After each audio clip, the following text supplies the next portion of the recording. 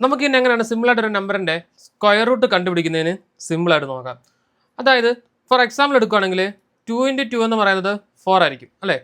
അപ്പം ഈ 4ൻ്റെ square root എന്ന് പറയുന്നത് എന്തായിരിക്കും? 2 ആയിരിക്കും കണ്ടോ. അതുപോലെ തന്നെ 5 × 5 ആയിരിക്കും 25. ഓക്കെ, അപ്പം ഈ 25ൻ്റെ സ്ക്വയർ റൂട്ട് കണ്ടുപിടിക്കാൻ പറഞ്ഞാൽ ആൻസർ എന്തായിരിക്കും? ഈ പറഞ്ഞ 5 ആയിരിക്കും. അപ്പോൾ ഇതേപോലെ ചെറിയ ചെറിയ നമ്പറിൻ്റെയൊക്കെ സ്ക്വയർ റൂട്ട് കണ്ടുപിടിക്കാൻ നമുക്ക് സിമ്പിളായിട്ട് പറ്റും. എന്നാൽ വലിയൊരു നമ്പർ വന്നു കഴിഞ്ഞാൽ സ്ക്വയർ റൂട്ട് കണ്ടുപിടിക്കാനുള്ള മെത്തേഡ് കുറച്ച് ഡിഫറൻ്റ് ആണ്. അതെങ്ങനെയാണെന്നുള്ളത് നമുക്ക് സിമ്പിളായിട്ട് നോക്കാം.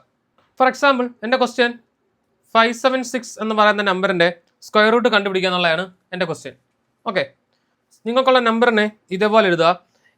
നിങ്ങൾ ഫസ്റ്റ് സ്റ്റെപ്പായിട്ട് എന്താ ചെയ്യേണ്ടതെന്ന് വെച്ച് കഴിഞ്ഞാൽ 2 വെച്ച് നിങ്ങൾക്ക് ഈ നമ്പറിനെ ഡിവൈഡ് ചെയ്യാൻ പറ്റുന്നുണ്ടോ ഇല്ല നോക്കുക. ഓക്കെ, ഇതൊരു ഈവൻ നമ്പർ ആയതുകൊണ്ട് തന്നെ നമുക്ക് 2 വെച്ച് എന്താ ഡിവൈഡ് ചെയ്യാൻ പറ്റും.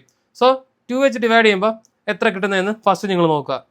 അപ്പോൾ ഈ നമ്പറിനെ 2 വെച്ച് ഡിവൈഡ് ചെയ്യുമ്പോൾ നമുക്ക് കിട്ടാൻ പോകുന്ന ആൻസർ 288 ആയിരിക്കും. ഈ നമ്പറിനെയും വീണ്ടും 2 വെച്ച് തന്നെ ഡിവൈഡ് ചെയ്യാൻ പറ്റുന്നുണ്ടോ നോക്കുക. ഇതൊരു ഈവൻ നമ്പർ ആയതുകൊണ്ട് 2 വെച്ച് ഡിവൈഡ് ചെയ്യാൻ പറ്റും. സോ വീണ്ടും എന്താ ഞാൻ 2 വെച്ച് തന്നെ ഡിവൈഡ് ചെയ്യുന്നു.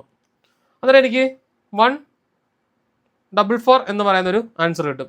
ഇത് ഈവൻ നമ്പർ ആയതുകൊണ്ട് എഗെയിൻ ഞാൻ 2 വെച്ച് ഡിവൈഡ് ചെയ്യുന്നു. സോ അന്നേരം എനിക്ക് 72 എന്ന് പറയുന്ന ഒരു ആൻസർ കിട്ടും. എഗെയിൻ ഇതൊരു ഈവൻ നമ്പർ ആയതുകൊണ്ട് ഞാൻ 2 വെച്ച് തന്നെ ഡിവൈഡ് ചെയ്യുന്നു. സോ എനിക്കെന്താ 36 എന്ന് പറയുന്നൊരു നമ്പർ കിട്ടും. ഇത് ഈവൻ നമ്പർ ആയതുകൊണ്ട് 2 വെച്ച് തന്നെ ഡിവൈഡ് ചെയ്യുന്നു. അപ്പം 18 എന്ന് പറയുന്നൊരു നമ്പർ കിട്ടും. എഗെയിൻ ഞാൻ 2 വെച്ച് ഡിവൈഡ് ചെയ്യുമ്പോൾ എനിക്ക് 9 എന്ന് പറയുന്നൊരു നമ്പർ കിട്ടും.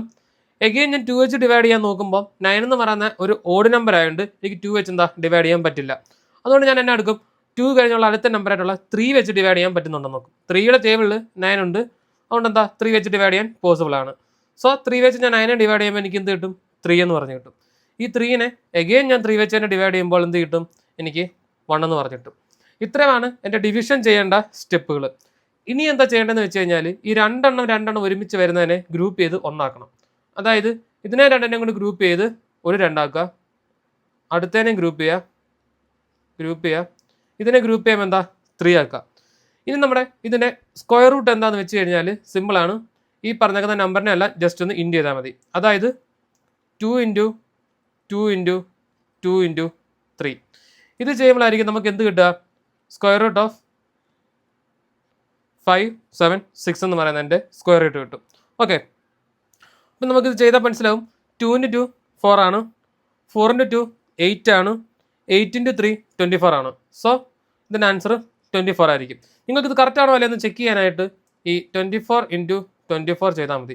24 × 24 ചെയ്യുമ്പോഴത്തേക്കിന് 576 എന്ന് പറയുന്ന ഒരു നമ്പർ നിങ്ങൾക്ക് കിട്ടുകയാണെങ്കിൽ നിങ്ങൾക്ക് ഉറപ്പിക്കാൻ പറ്റും ഇതിൻ്റെ ആൻസർ ഇത് തന്നെ ആണെന്നുള്ളത്. അപ്പോൾ ഇത്രയും സിമ്പിളാണ് നിങ്ങൾക്കൊരു സ്ക്വയർ റൂട്ട് കണ്ടുപിടിക്കാൻ. അപ്പോൾ ഇതുപോലത്തെ ലൈവ് സെഷൻ ക്ലാസ്സസ് നിങ്ങൾക്ക് വേണമെന്നുണ്ടെങ്കിൽ നമ്മുടെ താഴെ കൊടുത്തേക്കുന്ന വാട്സപ്പ് ചാനലോ വാട്സപ്പ് ഗ്രൂപ്പിലോ ജോയിൻ ആയാൽ മതി. നിങ്ങളെ ഉടൻ തന്നെ നമ്മുടെ ടീം കോൺടാക്ട് ചെയ്യുന്നതായിരിക്കും.